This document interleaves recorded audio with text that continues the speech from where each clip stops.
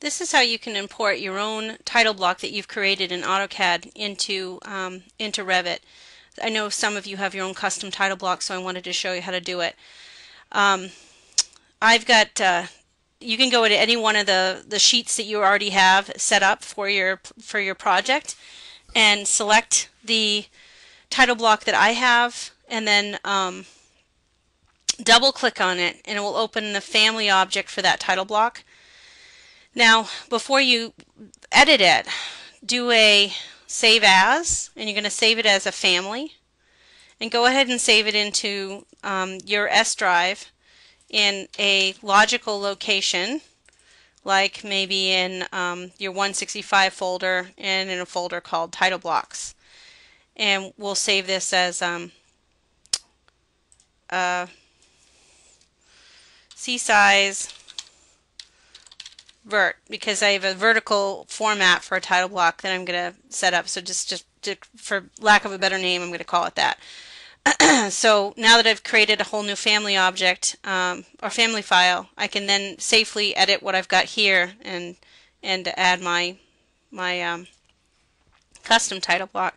So I'm going to delete everything that I have here to start from scratch. So we're still going to be creating a title block here, but we're going to bring in, or this is the opportunity, we're going to import our model from AutoCAD.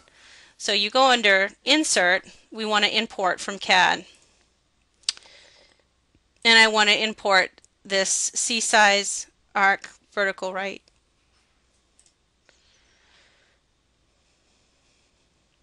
You may have obviously you have a different title block you're inserting. This is mine that I created. It's going to this is going to prompt you. Is in AutoCAD, when you import something, you don't get anything from Paperspace. The block that I have in AutoCAD exists in model space, so I do want to just import from model space.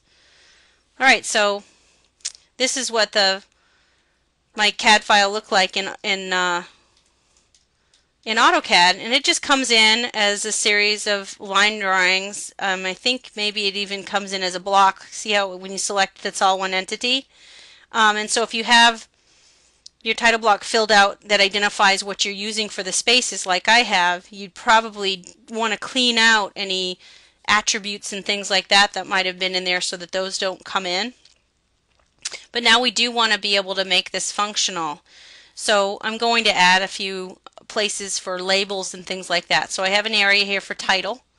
So I'm going to go under the Insert. I want to actually no, excuse me, create. I want to create a label. So I'm going to create a label. This is a title, so I do want it to be 1/4 of an inch. I'm going to place where I want the label to go, and then this is how I determine what the label is. Now these labels are parametric. So in other words, if I say make this label the sheet name, then it's going to give it a name based on what you call the sheet, which makes sense. So call the sheet the same as the title, and you'll end up with a title. Okay, so sheet name is the same as title in Revit. And a couple of things I want to fix is perhaps the size of this is a little bit big. So we can take that sheet name, and the label is set to 1/4. I can choose 3/16 instead and make that a bit smaller. You may also want to mess with the justification. Do you want it to be centered? And you can edit that by vertical alignment and horizontal alignment. So for horizontal alignment, I want it centered, and apply. See how it centers it? And then that is going to read our title kind of similar to the way that a attribute does. So scale, same thing. If we want to create a label, we're going to create another label, except that I don't want it to be 1/4. I want it to be at 1/8 of an inch, or 3/32. Put that across from scale, and we should grab from here drawing scale. Scale. So whatever you end up setting the drawing scale to becomes the scale that the drawing, what the scale says in your title block. Again, you can set justification as you like. Date should be the date that you print the drawing, so we can create a label for a current date. So let's see we have a date label. Sheet issue date might be a good one. So that one gets controlled by, you get project issue date, sheet issue date, and then you have a few other date options. Those are all official times that you submit a set, and they like you can submit a set for issue for bid or issue for construction documentation and so on. So those become pretty significant dates, and they can be filled in or populated through the project parameters. But if you just wanted to put in an actual piece of text so you could just edit later, then we can add text in the on the once we're actually using the sheet in the on the sheet, we can add text to it manually. So you might want to leave that blank if you don't want that to be a really specific date like that. Here we can add text because this is going to be drawn always by you. So let's change that to 1/8 of an inch, and you'd put your name in here or initials. So that would always be the same. Put that up there. And then the checked by, you can put my initials in there if you want to. And if you would like to put your contact information, you can go for it. Now down here, the way that I've been dealing with sheet number and number of sheets is to create a label for just the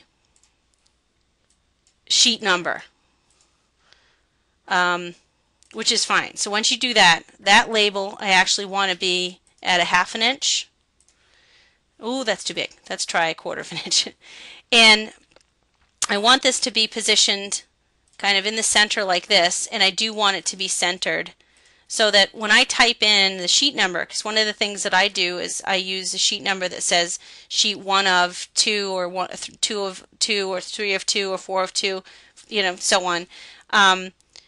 So you want these sheets to show up so you have 1 of and then however many sheets you have down here, and you can do that through your sheet labeling.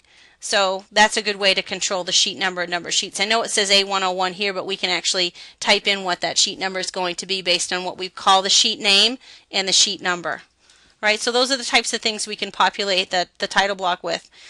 And then once you have the title block set up the way you like it, you're going to save it as the RFA file that we already saved, and you can upload it to the project. So if you load it to the project, we now want to replace this title block with this one.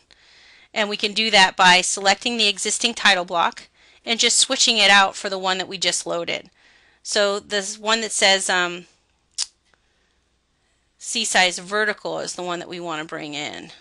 It looks like we can, maybe it didn't load to the project. Let's see. Oh, right here, C-size vertical, C-size 24 by 18. That converts it, and so I might need to make some adjustments where things are, because now that my title block is set up for my new title block style, I've got to take my window and door schedule and move it over so it's not being overlapped by the title block. And then once you do that in one, you go to the other sheets and update those. So you select the sheet, go to your C-size that's the one that I loaded, change it, make any changes if necessary, and go to the last one. Select it and get rid of the old one and switch it out for the new one. And now I have the same custom sheets that I had in AutoCAD in Revit, so they can look identical. And this is an example of how that actually works. So see that I have 3 of, I'm going to finish naming these. When I finish naming these, I'll name it 3 of 3, for instance, and then it's going to fill that information in so that we know the number of sheets and what sheet we're on. And that's how you can create your own custom title blocks.